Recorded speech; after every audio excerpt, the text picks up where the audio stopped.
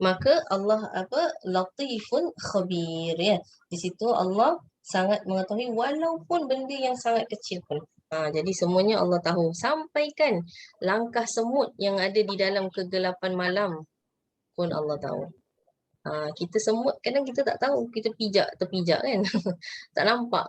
Tapi kalau Allah dalam kegelapan malam pun Allah tahu semua itu. So setiap kebaikan yang kita lakukan itu pasti akan dibalas dengan kebaikan. Hal jazaul ihsan illa al ihsan, kata Allah. Apalah kebaikan yang kita lakukan, pasti Allah akan balas dengan kebaikan. Maka kita buat segala bentuk kebaikan walaupun yang kecil pun. Apa kebaikan yang paling kecil, yang paling senang? Mendatangi saudaramu dengan wajah yang ceria, senyum. Janganlah masam muka kan. Nanti orang cakap sombong pula. Taklah Ustazah, I'm like that. My face is like that. Kalau orang tengok muka I garang.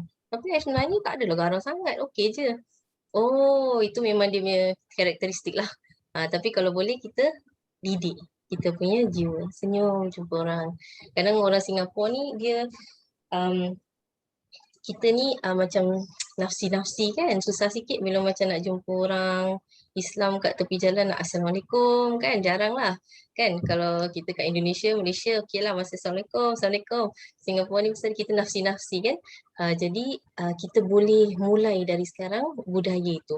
Orang Arab Masya Allah, jumpa sikit Assalamualaikum, Assalamualaikum, Assalamualaikum, Assalamualaikum. Sampai sepanjang jalan boleh jawab dekat 10 salam. Jadi apa dia adalah kita boleh mulaikan budaya itu untuk memberikan afsyus salam, spread salam lah. Kalau tak pun kita datang dengan wajah yang manis, yang senyum lah. Senyum tu paling simple punya sedekah. Sedekah juga tu. Okay. Dan Allah kata keburukan akan dibalas dengan keburukan. Ya. Jadi jazaul ihsan illa al-ihsan wa jazaa'us sayyi'ah sayyi'atan misluha. Keburukan akan dibalas dengan keburukan seperti yang dilakukan itu. Semoga Allah ampunkan dosa-dosa kita semua, ya. Dan Allah beri kita hisab yang senang insya-Allah, ya rabbal alamin. Tamam. Seterusnya Allah mengatakan di dalam ayat 17, Allah berfirman, ini masih dalam wasiat Luqman Al-Hakim kepada anaknya, ya. Ya bunayya. Nampak tu, masih dimulakan wahai anakku yang tersayang. Aqimis solah. Wahai anakku, dirikanlah solat. Nah, di sini dirikan solat. Aqimis solah dalam bahasa Arab maksudnya fi'il amr. Fi'il amr maksudnya apa? Fi'il memerintah. Solat. Wahai anakku, solatlah. Dirikanlah solat. Perintah. Dalam bahasa Arab ni dia ada fi'il-fi'il yang apa, kata-kata kerja yang memerintah. Okey. Jadi Allah kata wahai Luqman Al-Hakim mengatakan wahai anakku, dirikanlah solat. Wa'mur bil ma'ruf. Okey. Di sini saya nak tekankan sedikit. Solat ni aqimis solah. Jadi as-solah dekat sini maksudnya adalah memang solat, mendirikan solat, tapi di sini juga adanya mempelajari rukun-rukun solat. Antaranya kita kena tahulah macam mana apa yang membatalkan solat, apa dia rukun-rukun solat, macam mana kalau kita tertinggal salah satu daripada fi'il dalam solat, macam mana kita nak buat, itu semua kita kena tahu. Nah, di sini kena kepentingannya ilmu agama. Ilmu agama penting di sini. Kenapa? Supaya ibadah kita diterima oleh Allah. Kalau misalkan kita buat sesuatu ibadah tanpa ilmu, boleh jadi ibadah tersebut membatalkan kita punya ibadah. Maka itu akan sia-siakan sajalah kita punya usaha. Maka contoh kita angkat wuduk. Kita cuci muka tapi kita tak kena sebelah sini. Sah tak? Tak sah lah. Ni muka kan? Ni, sini. Kat sini, muka. Kita pakai tudung contoh macam gini, kita cuci gini je. Dia tak sah. Kenapa? Tak kena. Muka yang lain, muka apa? Rukun kan? Yang wajib kan? Wajib dalam wuduk. Jadi tak sah. Maka di situ kepentingan untuk mempelajari ilmu agama di situ, ya. Jadi apa kata Luqman Al-Hakim dekat sini, aqimus solah, iaitu kau kerjakan solat dan kau tahu tegakkan batas-batas solat dan buat fardunya dan tepat pada waktunya.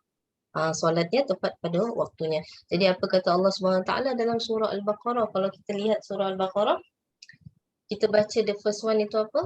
Uh, Alif Lam Mim tu kan? Yang awalnya Allah kata alladzina yu'minuna bil ghaib wa yuqimunas salah. Orang yang dia beriman dengan dengan ilmu ghaib, yang ghaib maksudnya bukan ilmu ghaib tapi yang ghaib. Contoh ya hari kiamat, contoh malaikat, contoh Allah. Benda ni kita tak boleh jangkau dengan mata kepala kita kerana kita terbatas logika kita. Nah, di situ Allah kata mereka yang mendirikan solat, maka mereka ini semuanya adalah di kalangan orang yang bertakwa. Jadi orang yang solat ini, yang mendirikan solat ini termasuk golongan orang yang bertakwa, ya. Tapi kena harus dengan cara yang betul. Nah, kerana Allah juga kata innas salah kanat 'alal mu'minin kitaban mawquta. As-salah, solat itu di atas mukmin itu sesuatu yang telah difardukan oleh Allah Subhanahu Wa Taala. Jadi kalau misalkan orang dia meninggalkan solat secara sengaja, maka dia boleh kafir. Dia boleh terkeluar daripada agama Islam. Dan sangat-sangat penting di sini solat, ya. Dan kita kena tekankan kepada anak-anak kita, keluarga kita. Kerana apabila orang tak mendirikan solat, dia mengaku dirinya Islam tapi dia tak mendirikan solat, maka di situ dia tidak mendirikan salah satu daripada 5 rukun Islam. Maka it's not already a practicing Muslim lah. Kat sini 5 rukun ni, kalau rukun dia bergoyang, tak tegak, habislah hancur. Jadi untuk menegakkan din ya, agamanya, dia punya foundation tu mesti kuat. 5 foundation tersebut mesti kuat, ya. Jadi dekat sini ada satu cerita tentang seorang ahli ibadah dengan seorang ahli ilmu. Ya. Jadi ahli ibadah ni dia dia solat sampai satu hari bisa 1000 kali rakaat. Saking dia punya semangat lah, kuat ibadah. Terus ada ahli ilmu. Ahli ilmu ni dia biasa-biasa saja, dia buat yang fardu, dia buat juga yang sunnah, tapi dia orang yang berilmu, sangat dalam ilmunya. Tapi kalau orang yang ibadah ni ilmunya cetek. Tapi dia ibadah kuat, satu hari 1000 kali solat, zikir, wirid, macam-macam yang dia buat lah. Jadi satu ketika ini orang ahli ibadah ni, dia tengah solat lah. Dia tengah khusyuk solat. Akhirnya dia solat, tiba-tiba ada seekor tikus mengganggu dia. Jadi apabila tikus ni mengganggu, dia pun tenang tikus tersebut kan, tenang pergi suruh sana. Tetap datang tikusnya. Akhirnya dia ini kesal dengan tikus ni. Apa tikus ni ganggu aku tengah solat? Akhirnya dia buat apa? Dia habis solat, dia bunuh tikus tu. Dia sambung solat. Tikus tu dah mati kat sebelah dia kan. Dia sambung solat. Dia pun solat. Akhirnya dalam solat tu dia merasa menyesal kerana dia telah bunuh ciptaan Allah Subhanahu Wa Taala. Habis beri salam, dia kata, aduh, aku menyesal kerana aku telah membunuh tikus ini. Dia tidak ada bersalah apa-apa. Dia cuma mendekati aku. Tapi aku sudah membunuh satu ciptaan Allah. Akhirnya apa dia lakukan? Itu bangkai kan, tikusnya udah mati. Dia ikat tikus tu, ditaruh di lehernya. Kerana merasa menyesal atas perbuatannya. Solat tadi. Solat. Lagi berapa ratus rakaat solat. Akhirnya dia lagi solat, datanglah orang ilmu tadi, orang ulama tadi, dia orang alim, orang alim maksudnya orang yang berilmu lah. Datang orang alim tersebut, datang melihat. Orang alim ni kerana dia mempunyai ilmu, dia tidak langsung pergi serang atau dia tak langsung buat apa-apa. Dia tunggu orang ni habis solat. Orang ni sudah habis solat, baru dia kata, ya Syekh, kif hal, apa khabar? Khair. Malak hadha, apa ni di leher you? Kenapa kau buat begini? Syekh ni kata, oh aku tadi telah membunuh tikus tersebut dan aku rasa menyesal, maka oleh itu aku letaklah tikus itu di leher aku kerana aku menyesal supaya semoga Allah ampunkan dosa-dosa aku yang telah membunuh atau menzalimi Allah punya creation lah, Allah punya ciptaan. Kata orang yang berilmu, Ya Syekh, kif hada? Hada najis. Syekh, macam mana ini? Itu najis. Kau tak boleh bawa najis di dalam solatmu batal. Ada yubtilus solat. Ini membatalkan solat.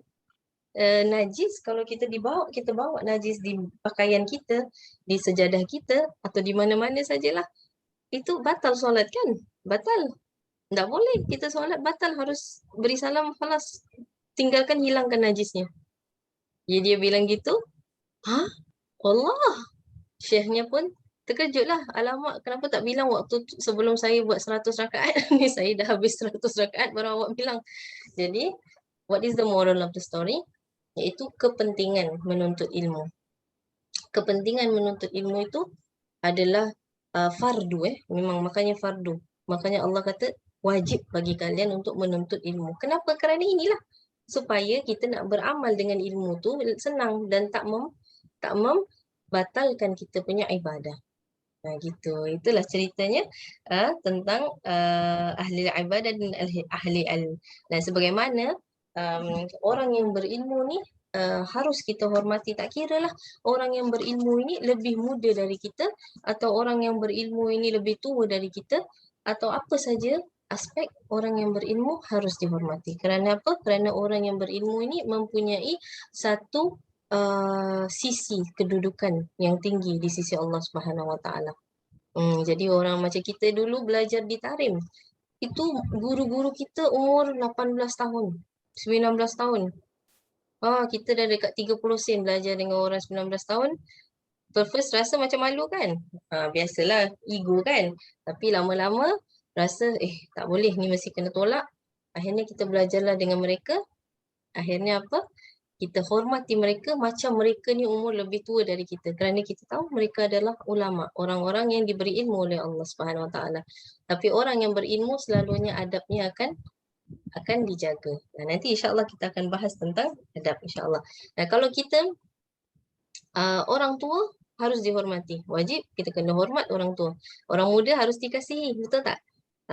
Yang tua kita hormati, yang muda kita kasihi. Itu ada peribahasa kita tapi kalau orang yang berilmu, macam saya cakap, mau tua, mau muda, mau apa pun, dia tetap kita kena hormati. Jadi itulah kisah ahli ibadah dan ahli ilmu. Masya Allah. Semoga Allah jadikan kita daripada kalangan orang-orang yang sentiasa nak menuntut ilmu, sampaikan kita ini boleh beramal dengan ilmu kita. Ya Rabbal Alamin. Alright, seterusnya. Tadi dia dah cakap dirikan salat. Wahai anakku, betul tak? Seterusnya dia kata apa? Wa'mur bil ma'ruf. Sama, masih fi'il amr. Masih kata kerja untuk perintah. Wa'mur.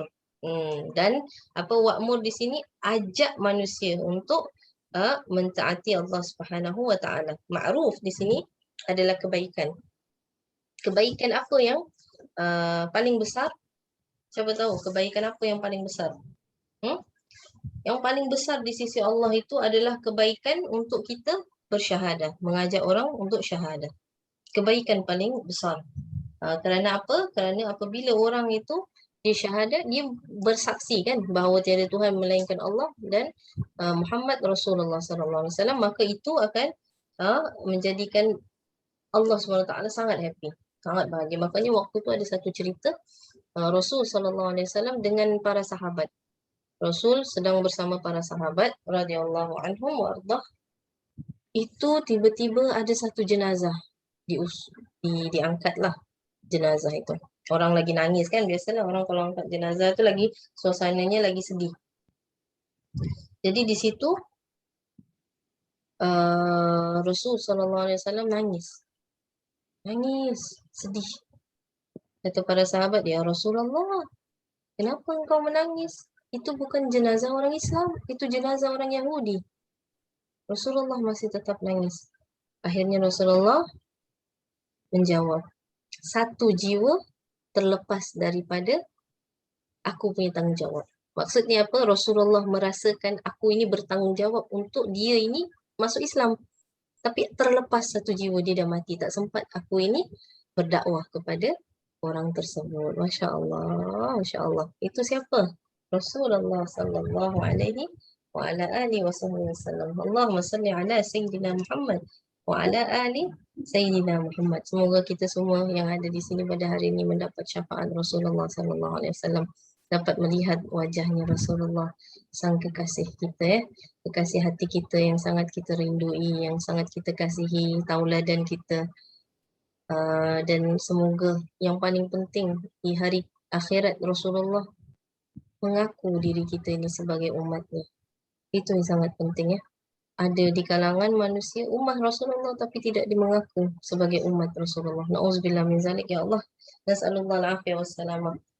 Orang yang cinta kepada Rasulullah, dia takkan sia-sialah cintanya itu. Dia takkan sia-sia. Kerana apa? Kerana apabila hati yang dipenuhi dengan cinta kepada Rasulullah, itu tidak mungkin akan mendapat kerosakan di dalamnya. Makanya kita perbanyakkan solawat. Kata para ulama, di akhir zaman ini apa yang boleh bantu kamu? Zikir apa yang boleh bantu kamu? Solawat. Solawat saja yang boleh bantu kamu. Di akhir zaman ni kita dah masuk akhir zaman ni macam-macam lah. Dengan virus lah, dengan hajinya tidak boleh dilaksanakan lah dengan macam-macam lah. Jadi ni semua adalah suatu eye opener lah untuk kita. Okey, seterusnya tadi Luqman Al-Hakim mengatakan kepada anaknya apa? Wa'mur bil ma'ruf. Buatlah, ajak orang untuk melakukan kebaikan. Oh, satu lagi saya nak tekankan. Orang yang apabila dia mengajak orang untuk melakukan kebaikan, maka dia akan mendapat apa? Pahala exactly seperti mana yang orang itu dapat. Contoh, sis kita ni di ENSG. Dia mengajak orang untuk buat majlis pada hari ni.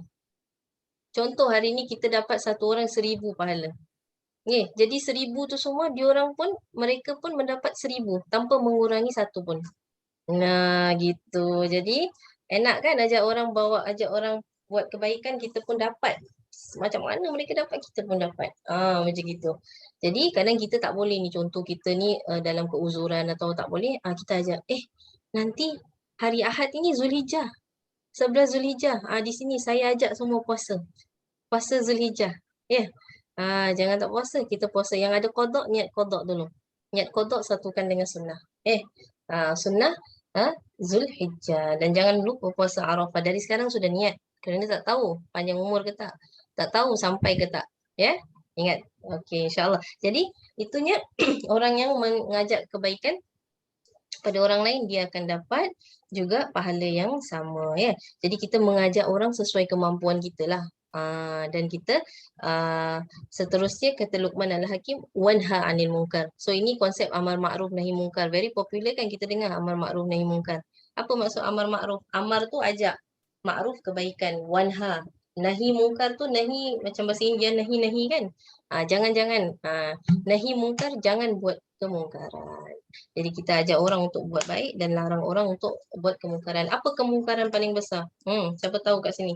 Tadi kebaikan paling besar adalah syahadah. Sekarang kemungkaran paling besar apa?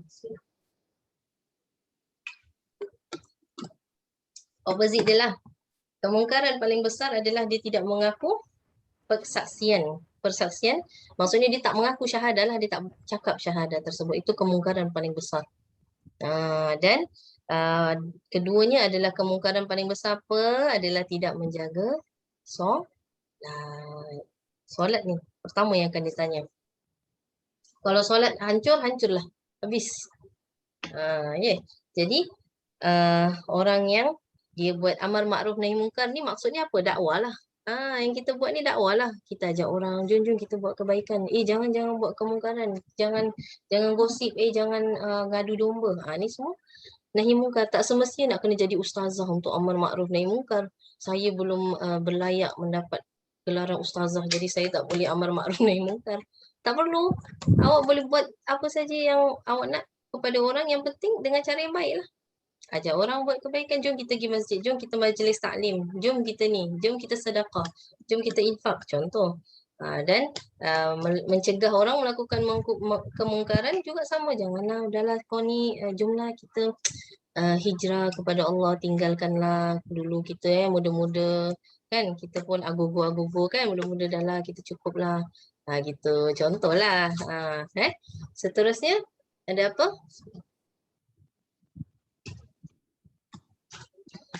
Wasbir ala ma asabak.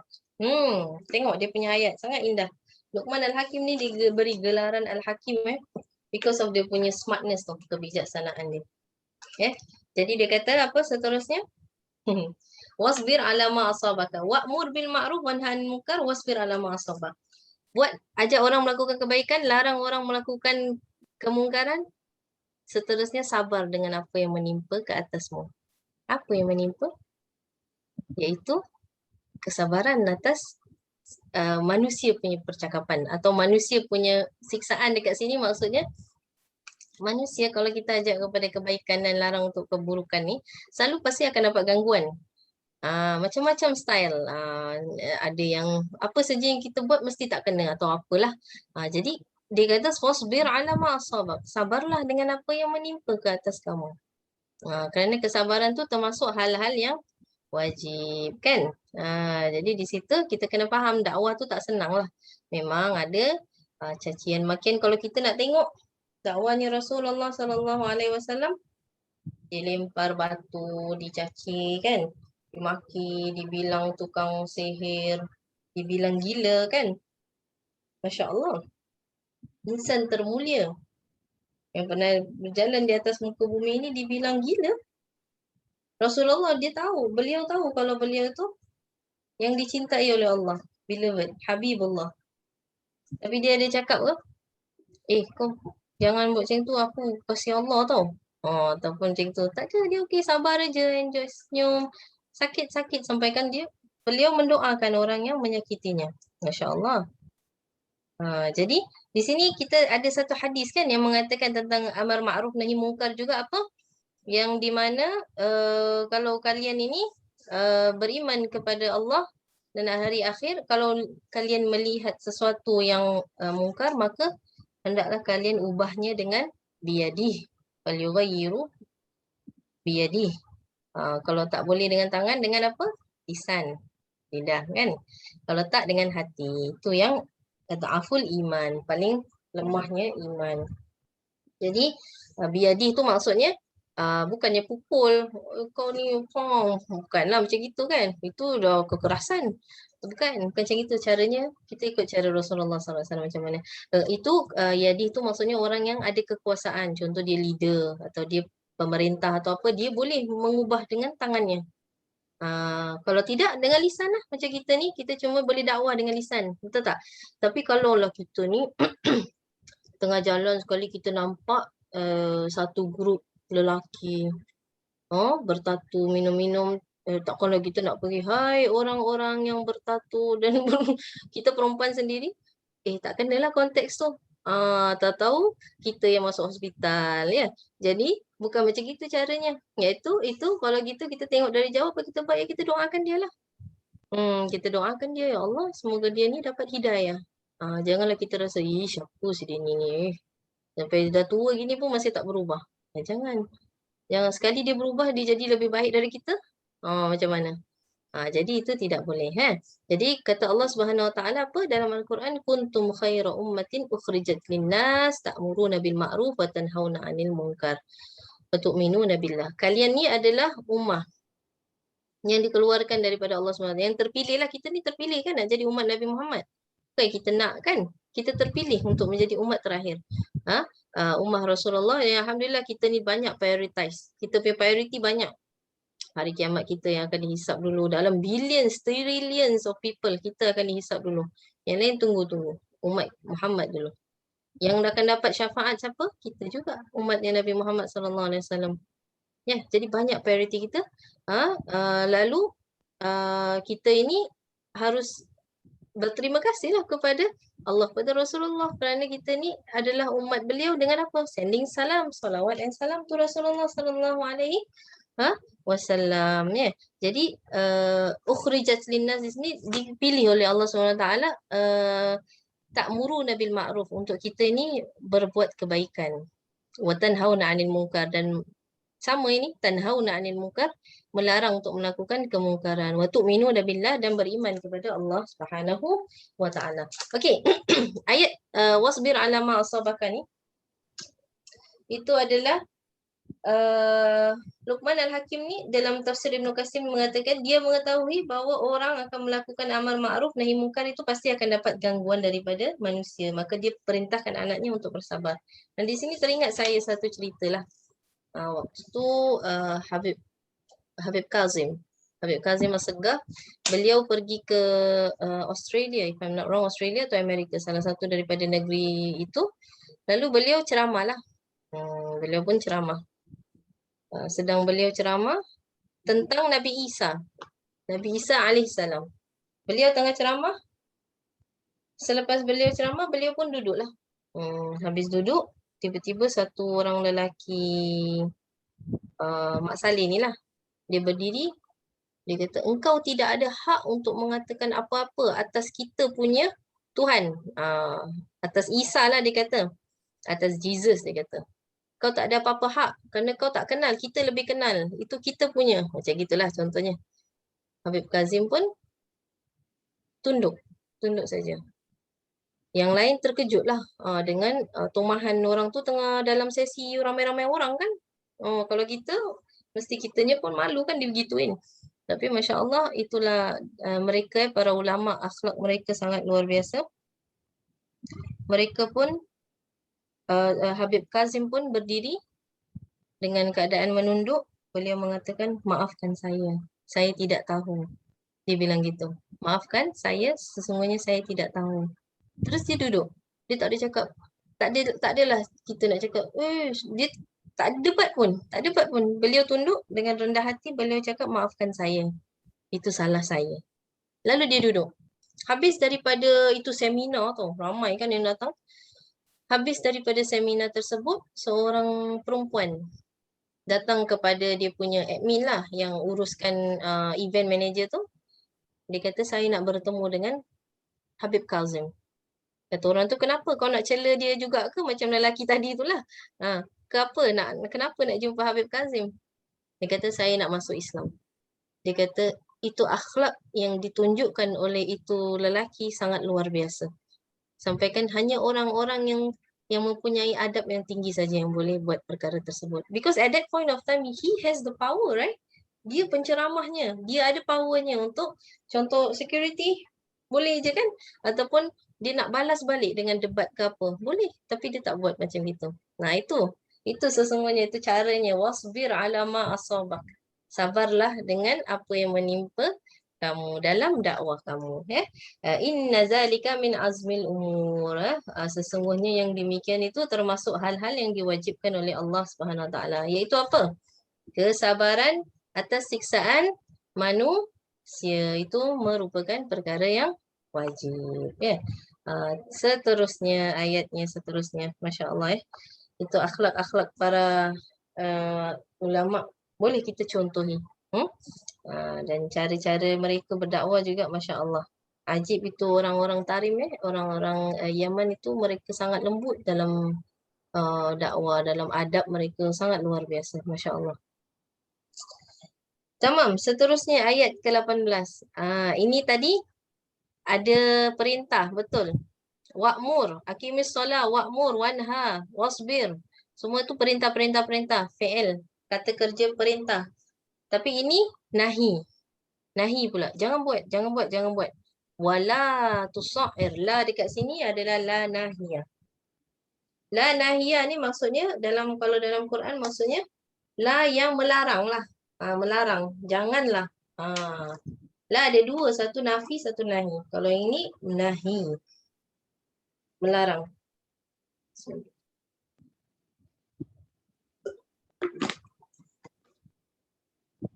Jadi di sini ada larangan apa? Wala tusa'ir khaddaka linnas. Janganlah kau ini memalingkan muka dari manusia kerana apa?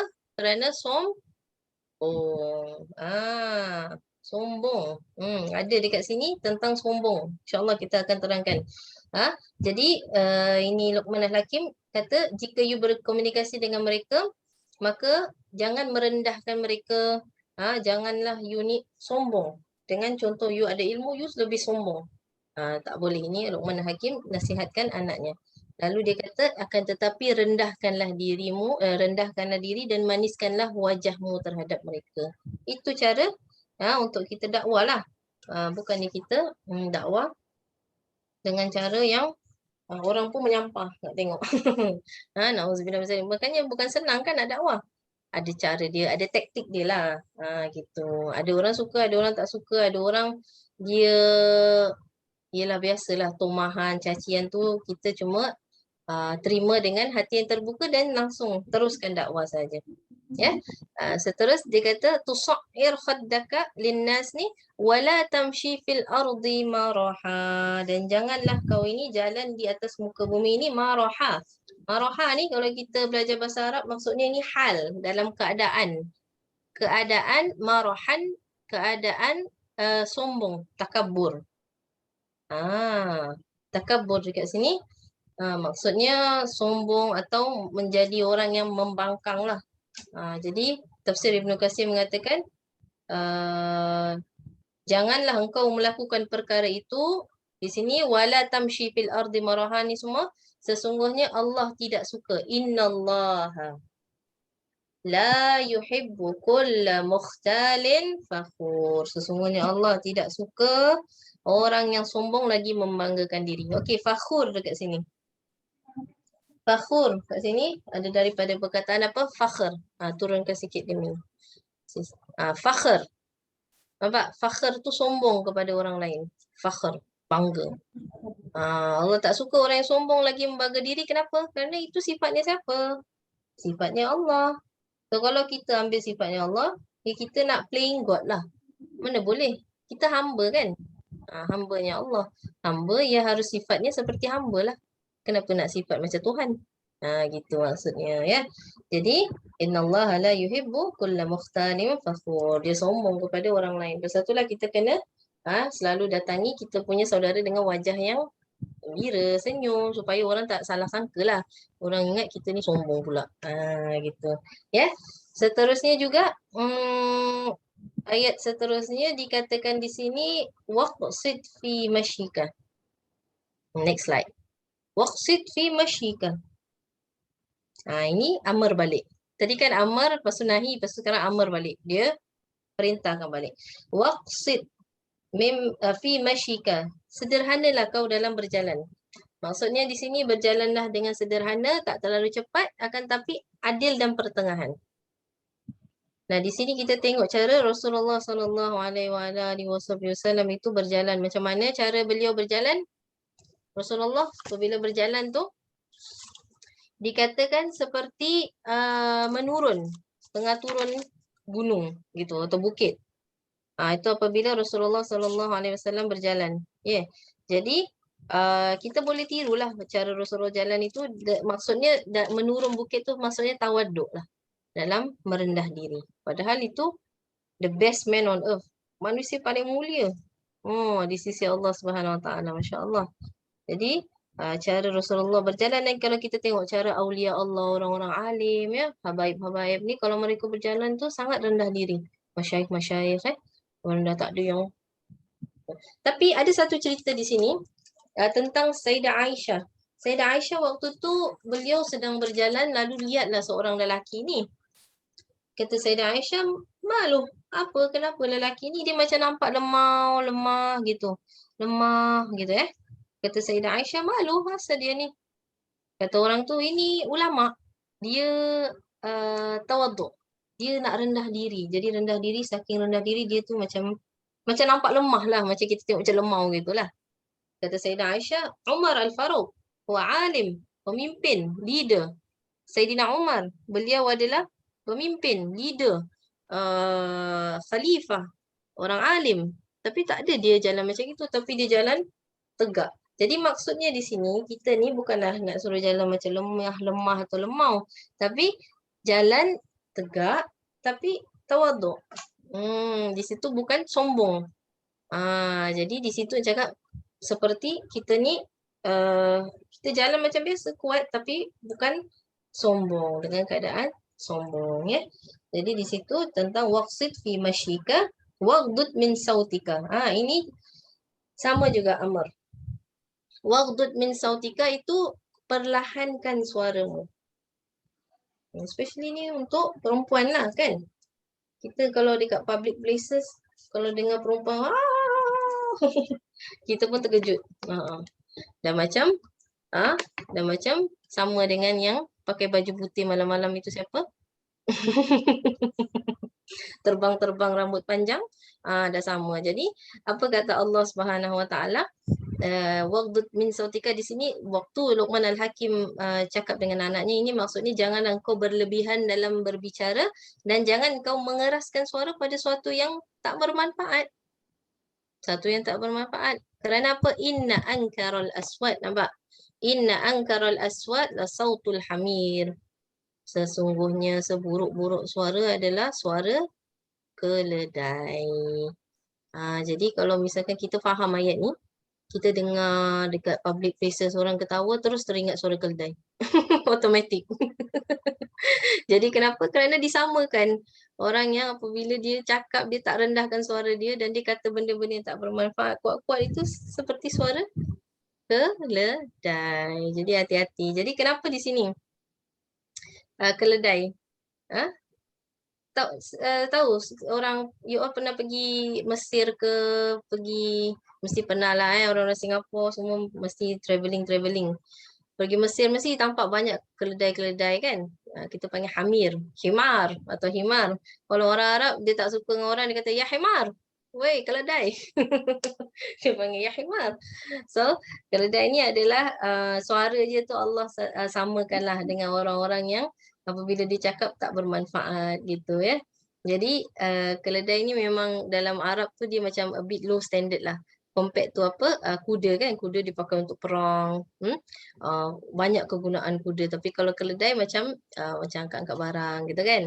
Kita tengok kalau kat Mesir banyak keledai kat street dia. So mereka selalu untuk angkat barang-barang gitu ya.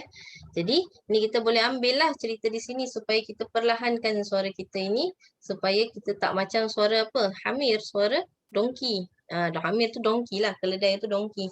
Okey, jadi dekat sini ada cerita, bukan cerita lah, ini hadis Rasulullah sallallahu alaihi wasallam. Okay, kita cakap pasal hadis ni very important, this hadis very nice. Iza sami'atum siyah haddika. Jika kalian mendengar suara ayam jantan berkokok, maka mintalah kepada Allah, fa innaha ra'at malak. Sesungguhnya ini ayam itu dia melihat malaikat. Kalau ayam kokok lah. Kat Singapura kita jarang lah nak dengar ayam berkokok. Kecuali kat Pasir Ris Park ni banyak ni, kat Pasir Ris ni. Ayam berkokok. Dia terlepas. Ayam berkokok. Jadi kat situ kita doa. Kerana dia melihat malaikat. Dan apabila idza sami'tum nahiqal himar, apabila kalian mendengar bunyi keledai, fata'udzu billah, maka kalian mintalah perlindungan kepada Allah Subhanahu Wa Taala. Fa innaha ra'at syaitana, kerana dia lihat setan. Jadi bila dia lihat, dia bunyikan suara dia tu. Jadi ista'iz billah, kena a'udzu billahi minasyaitonir rajim. Gitu ya. Jadi ini cerita tentang wasiat-wasiat yang bermanfaat dan merupakan kisah-kisah di dalam Al-Quran yang menceritakan tentang Luqman Al-Hakim ya. Jadi di sini daripada Imam Ahmad. Okey, di sini kita ada tu. Seseorang akan mencapai darjat akhirat dan kedudukan mulia dengan akhlak yang baik sekalipun ibadahnya kurang. Okey, kat sini awalnya Luqman Al-Hakim berkata ini adalah kalam Luqman Al-Hakim daripada siapa? Imam Ahmad. Beliau meriwayatkan daripada Ibnu Umar. Tahu Ibnu Umar siapa? Anak siapa? Anak Umar lah. Umar siapa? Umar Al-Khattab lah. Jadi Ibnu Umar ni memang namanya Abdullah bin Umar. Abdullah bin Umar ni banyak meriwayatkan hadis. Masya Allah. Very smart guy. Banyak meriwayatkan hadis. An Ibnu Umar, an Ibnu Umar. Ya. Jadi kat sini Rasulullah sallallahu alaihi wasallam bersabda, Inna Luqman Al-Hakim kana yaqul, sesungguhnya Luqman Al-Hakim dia berkata sesungguhnya Allah jika menitipkan sesuatu izas tudi'a syai'an hafizah. Apabila Allah menitipkan sesuatu, Allah pasti akan jaganya. Nah, makanya kita, kalau kita nak say goodbye to our friends, right? Kita jangan cakap bye. ataupun kita cakap apa selalunya selamat. Okay, orang Melayu selamat, selamat, selamat. Tapi kita cakap apa? Astaudi'kumullah. Aku titipkan kau kepada Allah. Astaudi'kumullah. Astaudi'kumullah. Jadi aku titipkan kau kepada Allah. Karena bila Allah itu dititipkan sesuatu, maka pasti Allah akan jagalah. Gitu kan. Jadi seseorang itu beliau mereka itu akan mencapai sesuatu darjat di akhirat dan kedudukan mulia dengan apa? Akhlak yang baik, walaupun dia punya ibadah itu kurang. Nah, di sini kurang bukan kurang dari segi fardu Fardu tak ada chance, no chance. Kekurangan daripada segi contoh sunnahnya ataupun ibadah-ibadah yang bukan fardu lah. Kurang tapi akhlaknya baik, maka dia akan mencapai apa? Satu apa ini namanya darjat di akhirat kelak. Ya, jadi di sini Rasulullah SAW itu diutuskan oleh Allah. Innama bu'istu liutammima makarimal akhlak. Sesungguhnya Rasulullah SAW itu diutus untuk makarimal akhlak, untuk menyempurnakan akhlak yang baik lah. Makarim ni maksudnya mulia lah. Jadi Rasulullah SAW itu sangat menekankan akhlak. Makanya kita apabila ditarim kan, kita di Hadramaut sana sangat menekankan apa? Tentang akhlak mulia. Situ. Tentang akhlak mulia di sini. Nah, dekat sini husnul akhlak tahammul. Antara akhlak yang baik itu adalah apa? Tahammul. Tahammul ni apa? Tahu tahammul apa? Daripada hammalah. Kalau bahasa Arab hammalah. Hammalah ni maksudnya kalau kita cakap literal translation tu mengangkat sesuatu. Jadi apa kat sini mengangkat sesuatu adalah sabar dengan orang. Tahammul. Sebaik-baik akhlak itu adalah tahammul, iaitu kita sabar sama orang, kita husnuzon dengan orang, kita budi bahasa yang baik, husnul muamalah, kita muamalah dengan orang dengan cara yang baik kan, kita ahlak kalam, kata-kata yang baik. Ini semua adalah apa? Adalah husnul akhlak, adalah akhlak yang baik. Dan as-sukut, as-salamah. Sukut itu apa sukut? Sukut tu adalah diam. Diam itu lebih selamat. Oh, Masya Allah. Satu orang yang diam ni mungkin dia tak banyak lah dia menghisap, betul tak? Ada orang kan dia very quiet. Masya Allah, saya pernah ada kawan. Kerana saya tengok kan je, Masya Allah. Very quiet. Dan sangat sangat menarik lah kan orang macam gitu kadang kita ni cok-cek kan tak habis-habis. Kadang kena kontrol lah. Kalau cok-cek ni yang baik tak apalah. Kalau cok-cek yang tak baik, aduh, itu kena kontrol ya. Jadi takwa kepada Allah dan akhlak yang baik ini adalah dua perkara yang boleh menyebabkan manusia ini masuk ke dalam syurga. Ada hadis Rasulullah SAW mengatakan apa? Falyakul khaira aw liyasmut kan. Maka katakan yang baik, kalau tak boleh cakap baik ya udah diam. Gitu. Diam ya. Jadi di sini kita boleh ambil pelajaran bahawa akhlak yang baik ini sangat ditekankan di dalam Islam. Makanya orang yang takwa kepada Allah sebenarnya dia ni pasti dia akan mostly kalau dia faham dia akan pasti sama dengan akhlak yang baik. Dia pasti ada akhlak yang baik. Kalau kita tengok para ulama kita, Masya Allah, akhlak mereka sesama mereka je, Masya Allah. Masya Allah, ajib. Jadi kita pun kata, wow, these people lah, Masya Allah, chosen one. Okay, seterusnya kita ambil moral of the story adalah tentang celaan terhadap kesombongan. Di sini ada cerita tentang orang yang sombong. Siapa orang pertama yang sombong Orang bukan orang lah, makhluk lah. Iblis, betul tak? Aba wastakbara. Iblis ni alim. Kalau nak cakap alim, iblis paling alim. Dia banyak ilmu dia. Beratus-ratus ribu ilmu. Sampai ke malaikat pun kadang belajar dengan dia. Dia kana minal jin ni. Iblis tu dari jin lah Dia bukan daripada malaikat. Dia jin. Dia dibuat daripada api kan. Jadi apabila Allah menciptakan Sayyidina Adam, suruh sujud kan kepada Sayyidina Adam, dia tak nak. Kenapa? Aba wastakbar, kata Allah, dia memalingkan diri dia dan wastakbar, dan dia sombong. Jadi sombong ni apa dia adalah sifat orang. Kalau manusia punya karakteristik sombong, dia macam iblis lah. Maaf cakap lah. Jadi hati-hati dengan sifat sombong ni. Nampak tu? La yadkhulul jannah man kana fi qalbihi misqal zarra min kibir. Tidak masuk syurga orang yang di dalam hatinya terdapat sombong, seberat biji zarrah daripada sombong. Biji zarrah tu macam mana? Macam atom lah. The smallest living creature. Kecil tu pun takkan masuk syurga. Wah, na'udzubillah min zalik. Berarti apa? Sangat-sangat important untuk kita ni jaga hati kita daripada sombong, sifat sombong ini ya. Jadi Syekh Az-Zarnuji dalam kitab Ta'lim Muta'allim, kalau kita belajar kalau belajar kat pondok, kita pasti belajar kitab ni, Ta'lim Muta'allim ni. Dia mengatakan wal kibriya li rabbina sifa bihi makhsusa fatajannabnaha wattaqi. Sifat sombong tu merupakan apa? Sifat khusus bagi Tuhan kita, iaitu Allah. Maka jauhilah sifat tersebut dan bertakwalah. Gitu. Jadi iblis ni tadinya kita cakap kan pasal orang yang apa? Sombong ni. Siapa yang sombong? Iblis ni dia kana tawusul malaika. He was a peacock among the malaika. Peacock cantik kan? Bukan nak cakap iblis tu cantik, tapi iblis tu always full. Macam dia ni kirakan prefect lah, monitor. Apa-apa iblis. Apa-apa iblis. Dia first row, first. Perfectionist lah dia. First. Semua dia akan pergi dulu. Tapi kerana apa? Kerana sifat sombong dia, maka khalas. Goodbye. Allah kata, keluarlah engkau daripada syurga ini kan. Kerana engkau ni innaka rajim. Engkau ni adalah yang durhaka kepada aku.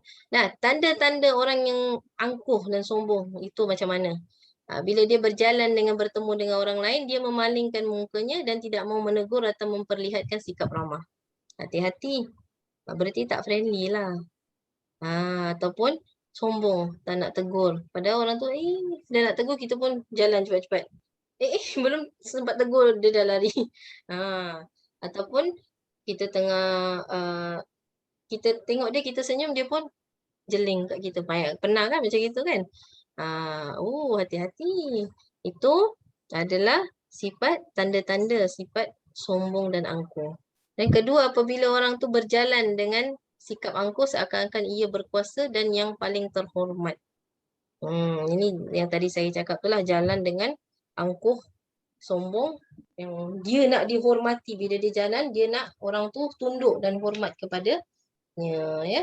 Jadi itu semua adalah sifat tanda-tanda sifat sombong. Nah, kalau kita tengok dekat sini ada hadis, apa dia adalah jauhilah sifat sombong itu, kerana sifat sombong ini merupakan sifat di sini Rasulullah SAW bertanya kepada para sahabat, nakkah kau aku ni kasih tahu tentang penduduk neraka? Nakkah kau aku kasih berita tentang penduduk ahli neraka lah. Jadi para sahabat kalau begitu langsung yes ya Rasulullah, apa dia semua nak tahu, so that they can dia orang boleh jaga diri mereka. Mereka adalah orang kasar. Pertama, orang-orang kasar. Kedua, orang-orang rakus. Dan orang-orang sombong, kata Rasulullah SAW. Maka kita kena jaga diri kita daripada sifat kasar, dari sifat rakus, dan dari sifat sombong. Ya, semoga Allah jaga kita dan ahli keluarga kita dan orang-orang yang kita cintai daripada sifat-sifat yang tercela ini. Apa nama dia? Sifat madmumah. Dan seterusnya pengajaran daripada surah Luqman ini, daripada hikmah. Next slide please. Dari surah Luqman ni, apa dia? Kita belum habis lagi, masih ada. Tapi ini pengajaran daripada nasihat Luqman Al-Hakim kepada anaknya. Apa dia? Iaitu pertama, menjauhi syirik. Yang kita dah tahu tadi kan? Inna syirk la zulmun azim. Sesungguhnya syirik ini kezaliman yang sangat besar. Jadi disuruh anaknya jauhi syirik. Kedua adalah mentaati kepada kedua ibu bapa kita. Dari segi apa pun kita taat kepada mereka kecuali apa? Apabila mereka mengajak suruh mentaati selain daripada Allah Subhanahu Wa Taala atau keluar daripada agama Islam, maka itu tidak perlu kita taati mereka, ya. Seterusnya adalah setiap perkara akan diberi balasan walau sekecil mana pun perbuatan tersebut. Misqal habba, kan? Walaupun sekecil itu kita buat kezaliman, kita tak tahu benda tu menjadi sesuatu yang big problem, kita buat, maka nanti akan dibalas oleh Allah Subhanahu Wa Taala. Seterusnya, mendirikan solat, mengajak kepada kebaikan dan mencegah kemungkaran serta bersabar dengan apa yang menimpamu daripada dakwah kita, daripada kita mengajak orang melakukan kebaikan dan melarang orang melakukan kemungkaran, pasti akan diherdik, dicela, dicaci, dimaki, di macam-macam lah. Jadi kita harus bersabar di situ, ya. Dan tak sabar tak senang, kena ada didiklah jiwa kita, hati kita untuk bersabar, ya. Dan seterusnya jangan bersikap sombong dan angkuh. Very important this one. Kita semua jaga hati kita daripada sifat sombong dan angkuh. Tidak boleh merendahkan orang lain, ya. Tak boleh rendahkan orang lain dari segi apapun, walaupun orang tu memang betul dari segi darajatnya dia lebih rendah dari kita. Tapi apabila kita merendahkan dia, kita sudah jatuhlah jauh. Kita jatuh darjat kita. Jadi jangan sampaikan kita punya hati ini menjadikan penghalang untuk kita sampai kepada Allah Subhanahu Wa Taala. Yang terakhir adalah bersederhana dan berjalan di atas dunia ini dengan tawaduk. Ya, tawaduk di sini apa dia? Lawannya takabur. Takabur sombong. Sombong lawan dia tawaduk, rendah diri. Jadi kita berjalan dengan rendah diri, dan kita ini datang ni kita punya saudara mara dengan wajah yang tersenyum, dengan happy, beri salam, dan kita tunjukkanlah akhlak yang baik. Kita dah tahu kan, kita dah belajar. Banyak orang di luar sana mereka tak belajar, mereka tak tahu. Tapi alhamdulillah Allah pilih kita untuk belajar ilmu agama. Allah pilih kita untuk hadir pada hari ini dengan menceritakan hikmah-hikmah dalam surah Luqman, maka di sini kita boleh langsung amalkan. Tak banyak, kita boleh start dari mentaati ibu bapa, menjauhi syirik, insya-Allah. Cuma yang saya tekankan itu kemarin, menjauhi syirik kecil juga, iaitu riak, menunjuk-nunjuk dalam ibadah kita. Ya, jadi hati-hati, kerana sekarang lebih senang nak buat riak ni, nauzubillah, lebih senang. Antaranya macam contoh kita zikir post, ambil gambar zikir tasbih, cek alhamdulillah 1000 salawat dan gitu. Itu hati-hati loh. Takut kan sekali dalam hati kita, nak tunjuk orang lah aku dah buat 1000 salawat ni. Hati-hati. Habislah pahalanya nanti, sayang. Ya, riak tu sangat-sangat dangerous. Pasal tu dikatakan syirik kecil. Syirik tu besar kan, benda something big. Jadi riak tu dia termasuk kategori syirik kecil. Jadi hati-hati dengan riak. Semoga Allah jaga kita dan ahli keluarga kita dan orang yang kita cintai daripada semua kemungkaran lah. Semua kemungkaran, dan beri kita kesabaran, beri kita taufik, hidayah, inayah, beri kita kebahagiaan di dunia dan di akhirat, dan beri kita ini kemudahan untuk melakukan birrul walidain, buat kebaikan kepada kedua ibu bapa kita, dan untuk kita ini mendatangi saudara muslim kita dengan wajah yang tersenyum, dengan manis muka, dengan memberi salam kepada mereka, insya-Allah taala. Ya, jadi insya-Allah untuk sesi seterusnya kita akan sambung kepada ayat seterusnya. Kita ada a few lagi ayat, kita baru habis sampai 19 kan. Jadi berarti kita akan ada dalam 20 gitu lagi lah ayat, insya-Allah. Kita akan bagi-bagikan perlahan-perlahan sehingga kan kita habis surah Luqman, insya-Allah taala. Jadi apa yang kita nak pada hari ini, sesi hari ini, jangan kita ni, yalah kita bagus ni, kita sudah bagus hadir majlis taklim, majlis ilmu, tapi jangan saja kita majlis ilmu, tapi kita pun amalkan. Kerana ilmu yang kita dapat yang kita tak amalkan, nanti dia jadi hujah ke atas kita. Dia dulu tahu ini tapi dia tak amalkan. Dia akan jadi hujah alaina, na'udzubillah min zalik. Semoga kita dapat ilmu yang barakah, yang manfaat, yang di mana dia tidak akan jadi hujah alaina, dan dia akan jadi penolong kita insya-Allah taala. Ya. Okay, so si Zarina nak cakap apa-apa? Tak ada Ustazah, tapi nanti ada satu question actually. Somebody ask Apa dia? question. Kurang dengar sekejap. Dengar tak Ustazah? Dengar, okay. Apa dia? Okay, just a second I try increase the volume. Jap. Boleh dengar Ustazah? Dengar tapi kurang kurang kuat. Yang lain dengar kuat ke? Ke saya punya ni je? I think it's my earpiece because my computer ni I kena pakai earpiece ni. Oh, okay. So can you hear? Can. Yeah, I can. Okay. Ada question. Ustazah mention tadi pasal yang posting kan. Apa ni, kadang-kadang macam orang nak post pasal kadang-kadang niat baik lah. Tapi macam dah post macam terasa takut nanti riak. Is there anything that kita can macam doa ke or take back macam like selalu kita astaghfirullahalazim gitu kan. Tapi is there anything bacaan yang kita boleh basically increase our iman in terms of that, then after that istiqomah not to do it again lah. That's Jadi supaya kita can supaya hati kita bersih gitu, dan kita tetap dalam agama ini supaya tidak ada riak ni semualah. Jadi tadi soalannya adalah dia dah post but then dia niat baik. Dia bukan niat riak lah. But then after that dia macam takut terjadi riak gitu. Jadi dia pun tak boleh nak tarik balik lah, cuma dia boleh istighfar saja. So macam ini, kalau misalkan dia waktu awal post tu dia tak ada perasaan riak or what, dia tak dikira riak lah. Kadang ada orang kan, contoh kita ada satu ustaz, dia buat banyak amal kebaikan tapi dia post. Untuk apa? Untuk ajak orang, let's do this together, let's do this. We all know that ustaz, very famous ustaz. Waktu kebelakangan hari pun dia kena cacian, makian, ustaz ni riak lah, ustaz ni tunjuk-tunjuk. Padahal he's just telling people that okay, let's do this. Ini amar ma'ruf nahi munkar, you buat sama-sama. Kalau nak boleh sumbangan kan. Jadi dia tak ada masalah di situ. For us not to judge lah. Untuk kita punya part not to judge. Si dia ni beri kita baru ambil gambar, contoh riak.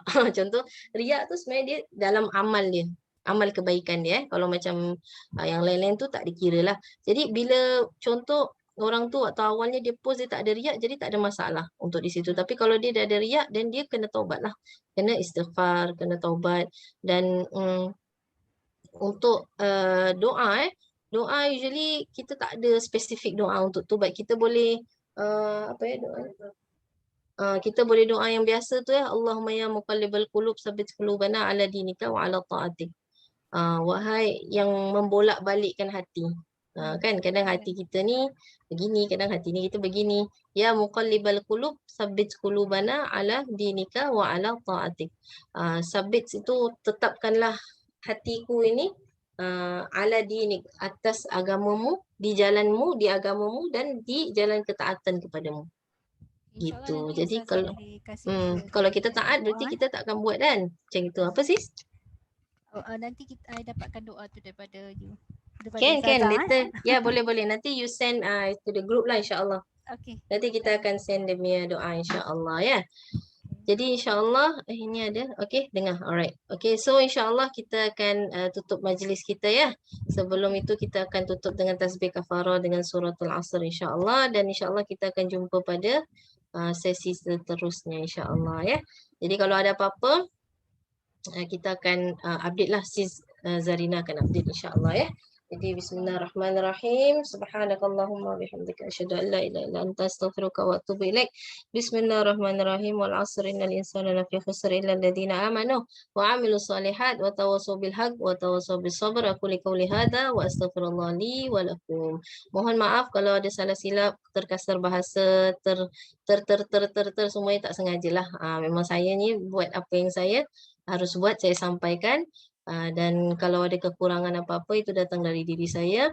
Dan kalau ada yang terkasar ke apa terkena tu, saya tak ada niat lah semuanya clear kita hari ni, insyaAllah semua dapat manfaat barakah, insyaAllah itu je kita nak sampaikan, semoga kita boleh amalkan apa yang kita dapat pada hari ni insyaAllah. Alright. Okay, so insyaAllah akhwat semua kita Terima kasih jumpa Ustazah.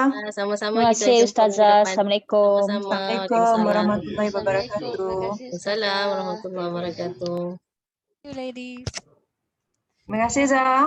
Okay, sama-sama. Okay, so I will end this session. See you next week. Terima Yep, kasih, Ustazah. okay. I leave sis Yes, yes. Okay, thank you. Bye-bye semua. Terima Assalamualaikum. kasih. Waalaikumsalam Sama-sama. warahmatullahi wabarakatuh.